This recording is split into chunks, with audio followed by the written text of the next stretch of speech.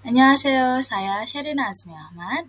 Di sini saya akan memaparkan hasil dari bedah skripsi yang saya lakukan dari skripsi yang berjudul Analisis Tindak Tutur Imperatif Tidak Langsung Bentuk Interrogatif dalam Variety Show Wednesday oleh Ersta Bunga Laksita. Data penelitian yang dipakai dalam skripsi ini adalah variety show Korea yang berjudul Yeonstay yang dirilis pada tahun 2021. Kemudian, objek penelitian dari skripsi ini adalah tuturan imperatif tidak langsung dalam acara variety show Korea yang berjudul Yeonstay. Kemudian, ada pun rumusan masalah dalam skripsi ini, yaitu bagaimana bentuk interrogatif tindak tutur imperatif tidak langsung, dan yang kedua, bagaimana fungsi tidak tutur imperatif tidak langsung bentuk interrogatif dalam acara variety show Wednesday. Kemudian kita masuk ke teori penelitian. Jadi teori penelitian yang pertama yaitu adalah teori pragmatik. Pragmatik adalah studi mengenai makna tuturan yang memiliki hubungan erat dengan konteks situasi tuturan dan ditafsirkan oleh pendengar. Selain itu, pragmatik juga tidak dapat dipisahkan dengan ilmu linguistik lainnya, sehingga akan terjadi interaksi antara ilmu pragmatik dengan ilmu linguistik lainnya dalam praktik kehidupan sehari-hari. Kemudian, teori berikutnya adalah teori tindak tutur yang menurut Shirley itu membagi tindak tutur menjadi 3 macam. Yang pertama, tindak lokusioner adalah tindak tutur yang dipakai untuk menyatakan sesuatu dan tidak memiliki maksud lain dalam tuturannya. Kemudian yang kedua, itu ada tindak ilokusi, yang dimana tindak ilokusi adalah tindak melakukan sesuatu dengan fungsi dan maksud tertentu dalam tuturannya. Dan yang terakhir adalah tindak perlokusi, yakni tuturan yang memiliki pengaruh atau efek kepada lawan tutur, dan pengaruh atau efek ini dapat timbul secara tidak sengaja maupun sengaja. Kemudian, teori berikutnya adalah teori jenis tindak tutur yang menurut Wijana itu membagi jenis tindak tutur berdasarkan tingkat kelangsungannya itu menjadi dua, yaitu tindak tutur langsung, yakni kalimat yang dituturkan sesuai dengan fungsinya, seperti kalimat deklaratif untuk menginformasikan sesuatu, kalimat interrogatif untuk bertanya, dan kalimat imperatif itu untuk perintah, ajakan, permintaan, dan permohonan. Kemudian yang kedua itu tindak tutur tidak langsung, yakni tuturan yang bentuk dan fungsinya itu berbeda, seperti kalimat bentuk deklaratif dan interrogatif itu malah digunakan untuk menyatakan perintah, ajakan, permintaan, ataupun permohonan. Kemudian teori berikutnya adalah tuturan imperatif. Tuturan imperatif itu adalah tuturan yang mengandung maksud memerintah atau meminta agar lawan tutur melakukan sesuatu seperti yang diinginkan penutur.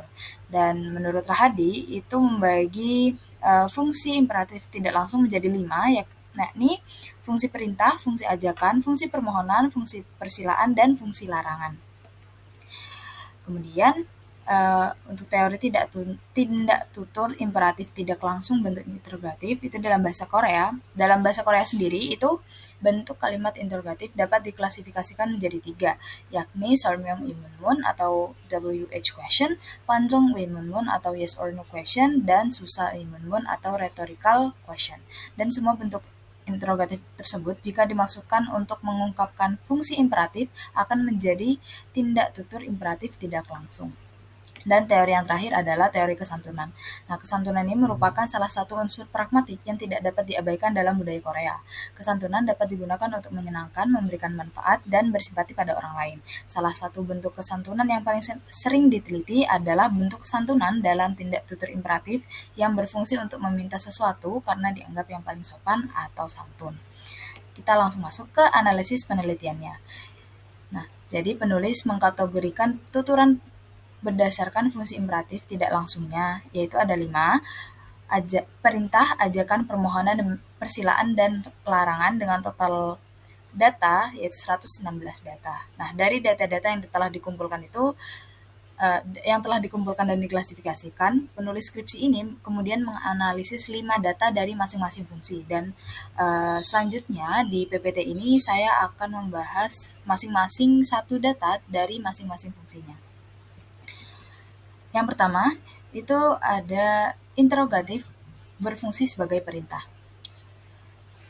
Dalam percakapan, 네가 전화해서 확인해야 하니까 확인 좀 해볼래? 네, 전화해서 내일 몇 시에 오냐고. Nah, Jadi, 확인 좀 해볼래 itu merupakan tuturan bentuk interrogatif karena penggunaan final ending ele yang memiliki intonasi yang naik. Kemudian, 확인 좀 해볼래 ini termasuk panjang 의문문 atau yes or no question. Dan dalam tuturan tersebut, lawan tutur tuh bisa saja hanya menanggapi pertanyaan yang dituturkan oleh penutur dengan jawaban ne atau iya saja.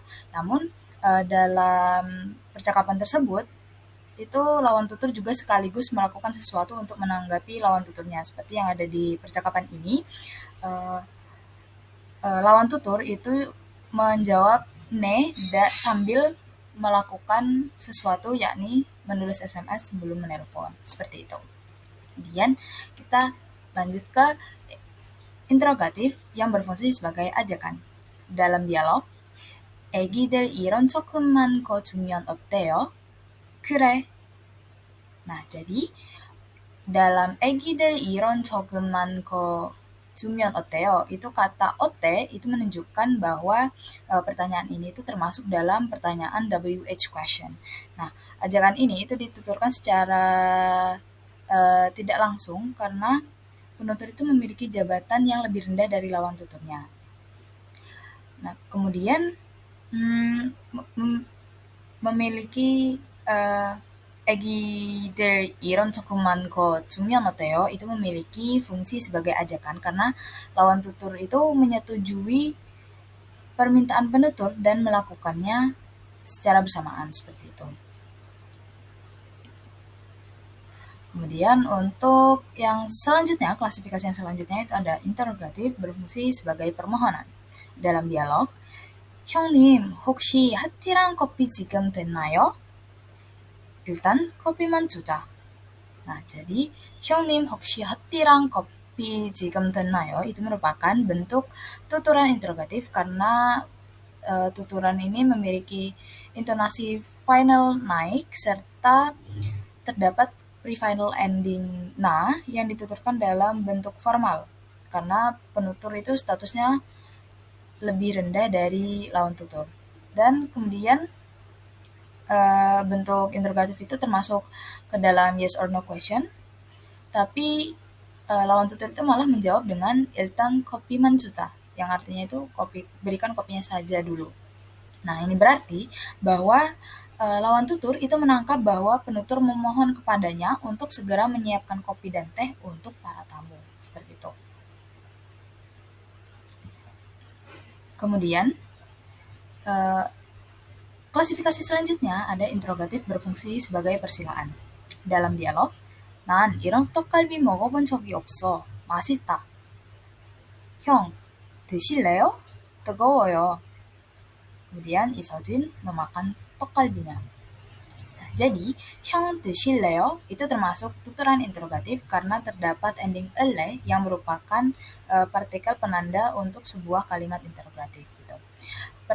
Pertanyaan yang terdapat dalam tuturan ini, yaitu 형 드실래요? Itu termasuk dalam rhetorical question, yang mana sang penutur itu tidak butuh jawaban dari lawan tuturnya dan sudah tahu pasti jawaban dari lawan tuturnya. Nah, tuturan ini itu menimbulkan efek tindakan pada lawan tuturnya dan memiliki fungsi sebagai persilaan bagi lawan tuturnya. Nah, biasanya ending ele itu kan digunakan untuk mengajak lawan tutur melakukan suatu hal bersama-sama. Nah, akan tetapi dalam tuturan ini, ending ele itu dimaksudkan untuk mempersilahkan lawan tuturnya untuk mencicipi makanan yang dibuat oleh penutur. Kemudian, klasifikasi berikutnya yaitu interrogatif berfungsi sebagai larangan. Dalam dialog, 너무 큰 거 아냐? 딸기? 아, 커? 그러면 자르면 되죠. Nah, tuturan 너무 큰 거 아냐? 딸기 itu juga merupakan kalimat interrogatif yang juga termasuk dalam kalimat negatif karena terdapat kata penanda negatif yakni anya.